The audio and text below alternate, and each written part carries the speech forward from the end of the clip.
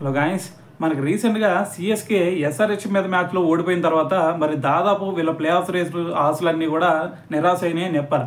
అయితే దాని తర్వాత మీ అందరికి ఒక డౌట్ రావచ్చు, అరే ఒకప్పుడు ఏదైనా ఒక టీం ఫైనల్ ఆడాలి అంటే సిఎస్కేతోనే ఆడాలి అనే సినారియో క్రియేట్ చేశారు వీళ్ళు. మరి ఇప్పుడు చూసుకుంటే ప్లే ఆఫ్స్కి కూడా వెళ్ళని సిచ్యువేషన్ ఎందుకు ఏర్పడింది అనే డౌట్ కూడా అందరికి రావచ్చాడు. అయితే దీని గురించి మరి ఇక్కడ సురేష్ అయినా అలాగే స్టీఫెన్ ఫ్లెమింగ్, సో వీళ్ళిద్దరు కూడా చెప్తుంది ఒకటే. సో మరి మేము అంత ముందు చూసుకుంటే ఎన్నో రికార్డులు బద్దలు కొట్టాం, మరి ఇప్పుడు చూసుకుంటే మరి ఈ స్టేజ్లో ఉన్నాం. సో దీని అందరికీ రీజన్ ఏంటి అంటే మరి ఆక్షన్లో మేము మంచి టీంని పిక్ చేసుకోకపోవడమే.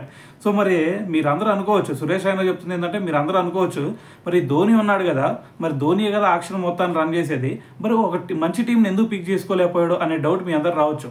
అయితే ఇక్కడ ఒక రియాలిటీ చెప్తా వినండి. సో నేనైనా సరే ఎప్పుడు కూడా ఆక్షన్లోకి ఎప్పుడు కూడా ఇన్వాల్వ్ అయింది లేదు. సో దాని తర్వాత ఎంఎస్ ధోని చూసుకున్నా సరే, ఎంఎస్ ధోని ఎప్పుడు కూడా ఆక్షన్లో ఈ ప్లేయర్స్ని మాత్రమే తీసుకోవాలి అని చెప్పేసి 25 మెంబర్స్ వీళ్ళే ఉండాలని చెప్పేసి కూడా ఎప్పుడు కూడా అడగడు. కానీ ధోని ఒకటే చెప్తాడు మేనేజ్మెంట్కి, నాకు ఒక 5-6 ప్లేయర్స్ ఖచ్చితంగా కావాలి అని చెప్పేసి కొంతమంది పేర్లు చెప్తాడు.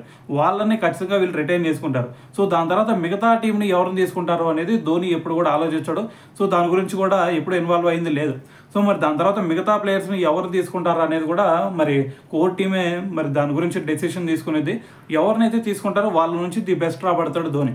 అంతేగాని ధోని ఇన్వాల్వ్ అయ్యి టీం మొత్తాన్ని అలాగే ఆక్షన్ మొత్తాన్ని రన్ చేస్తాడు అంటే సో దీనికి మించిన అబద్ధం ఇంకోటి లేదు అని చెప్పేసి కూడా మరి సురేష్ అయినా మాట్లాడాడు. అయితే దీని తర్వాత మరి ఈ సీజన్లో చూసుకుంటే అన్క్యాప్డ్ ప్లేయర్గా వచ్చి ధోని అంత కష్టపడుతూ ఉంటే మరి ధోని తర్వాత మరి ఎవరైతే మరి రిటైన్ చేసుకున్న ప్లేయర్స్ ఉన్నారో వాళ్ళు 18 కోట్లు వచ్చిన వాళ్ళు ఉన్నారు, 17 కోట్లు వచ్చిన వాళ్ళు ఉన్నారు, 12 కోట్లు వచ్చిన వాళ్ళు కూడా ఉన్నారు. సో మరి ధోని ఒక్కడు ఇంత కష్టపడతా ఉంటే మరి మిగతా ప్లేయర్స్ ఎందుకు బాధ్యత తీసుకోవట్లేదు? ధోని ఒక్కడాడితే సరిపోదు కదా మ్యాచ్ రిజల్ట్ చేంజ్ అవడానికి, మరి మిగతా వాళ్ళు కూడా మరి వాళ్ళ బెస్ట్ ఇవ్వాల్సిందే కదా అని చెప్పేసి కూడా సో సురేష్ అయినా మాట్లాడటం జరిగింది.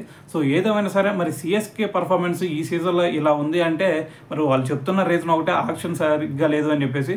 సో దీని గురించి మీరేమనుకుంటున్నారు అనేది కూడా కింద కామెంట్ చేయండి.